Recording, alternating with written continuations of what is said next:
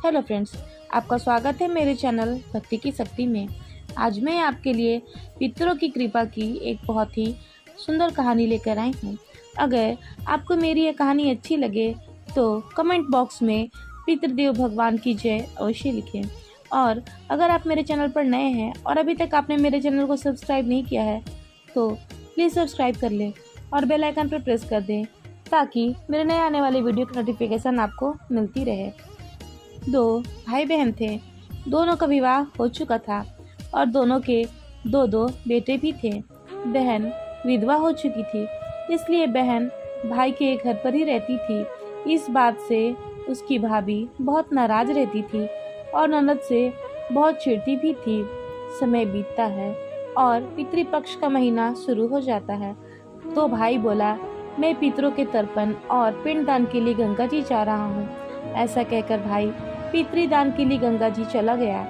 भाई के जाते ही भाभी ने बाहर खेत में ननद और उसके बच्चों के लिए एक झोपड़ी बनवा दी। ननद अपने बच्चों को लेकर झोपड़ी में रहने लगी। ननद सुबह शाम भाई के घर पर जाकर घर का सारा काम वो कर आती थी। बदले में भाभी उसे बचा खुचा खाना दे देती थी। जब भी ननद भाभी के घर से सारा काम खत्म करके आती तो आटा छानने वाला कपड़ा अपने साथ ले आती थी। घर आकर उस आटे में सने हुए कपड़े को वह पानी में घोलकर चूल्हे पर चढ़ाती और पकाकर अपने बच्चों को देती और कहती, बच्चों खीर है, खा लो। ऐसे ही समय बीतने लगा। एक बार उसकी भाभी ने कपड़ा ले जाते हुए उसे देख लिया तो भाभी बोली, बाई जी, आटा छानने का कपड़ा कहाँ ले जा रही हो? इसे यहीं छोड़कर जाया करो। तब ननद ने वैसा ही किया और कपड़ा वहीं छोड़ दी। उस दिन भाभी ने उसे बचा खुचा खाना भी नहीं दिया और बोली, कल आपकी माँ का श्राद्ध है, बिना बुलाए तो आना मत। हाँ, आंगन में लगा हुआ पीपल का पेड़ अपनी जगह से हिले तो आ जाना। यह सुनकर ननद बेहद दुखी हुई और रोती रोती अपने घर चली गई। जब वह घर पहुंची तो बच्चे बोले, माँ भूख लगी है, कुछ खाने को दे दो।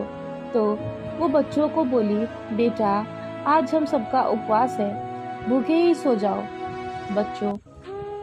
बच्चे भूखे सो गए। अगले दिन बच्चे बोले, माँ मामी बोली थी कि आज नानी का श्राद्ध है तो चलो हम वहाँ चलते हैं। तो उसने अपने बच्चों से कहा, बेटा मामी ने कहा था कि आंगन का पीपल का पेड़ अगर अपनी जगह से हिले तो आ जाना। तुम ही बताओ, कभी पेड़ हिलता है? पत्ते हिलते हैं, टहनियाँ हिलते हैं, क्या कभी पेड़ को हिलते हुए देखा है? फिर उसने अपने बच्चों को समझाया, बच्चों बिना बुलाए हमें कहीं नहीं जाना चाहिए।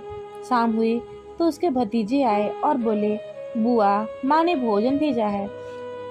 उसने देखा तो भोजन के नाम पर 2 सूखी रोटियां और ऊपर थोड़े से चावल रखे थे। यह देखकर उसे बहुत क्रोध आया और वह अपने बच्चों से बोली, बच्चों इसे झोपड़ी के ऊपर फेंक दो। और वह भूखे ही अपने बच्चों के साथ सो गई।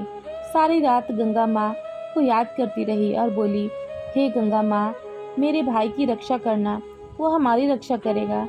अगले दिन भाभी आई और बोली, बाई जी, कल तुम्हारे पिताजी का श्राद्ध है, बिना बुलाए मत आना, लेकिन अगर पीपल का पेड़ हिले तो आ जाना।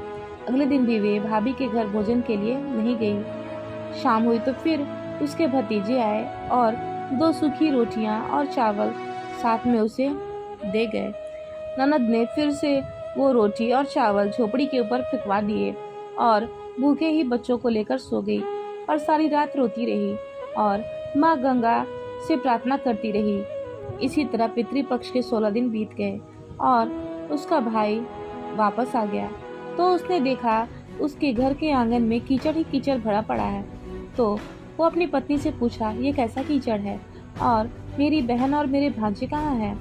तो उसकी पत्नी बोली, श्राद्ध के पूरे 16 दिन मैंने तुम्हारी बहन और भांजों के पैर कच्चे दूध से धुलवाए हैं, इसलिए यहाँ कीचड़ हो रहा है।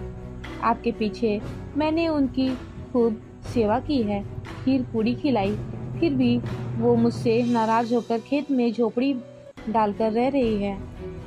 भाई खेतों पर पहुंचा तो वह देखता है कि वहाँ कोई झोपड़ी नहीं है, वहाँ तो एक आलीशान महल बना हुआ है और उस महल के आंगन में उसके भांजे खेल रहे हैं। भाई ने जाकर अपनी बहन से कहा, बहन ये सब क्या है? तब बहन ने अपने भाई को सारी बात बता दी और बोली, भाई आपके आंगन में जो कीचड़ है वो कच्चे दूध से नहीं बल्कि भाभी के व्यवहार से जो मैं दिन रात रोती रहती थी उन आंसुओं का कीचड़ है। माता पिता के श्राद्ध पर भाभी ने कहा कि पीपल का पेड़ हिले तो आ जाना, बिना बुलाए तो आना मत। पीपल का पेड़ हिला नहीं तो हम गए नहीं। और शाम को भाभी ने 2 रोटी और चावल भिजवाए, जिसे गुस्से में मैंने झोपड़ी के ऊपर फेंक दिया। माता पिता के आशीर्वाद, आपका साथ और गंगा मैया की कृपा से सूखी रोटियां सोने और चावल हीरे में बदल गए और उन्हीं के प्रभाव से यह सब कुछ हुआ है। भाई ने अपनी बहन से अपनी पत्नी की गलती की माफी मांगी और घर चलने को कहा। तब बहन बोली, भाई गंगा मैया ने आपकी रक्षा की, अब आप हमारी रक्षा करना। लेकिन अब हम वहाँ नहीं जाएंगे, यहीं रहेंगे।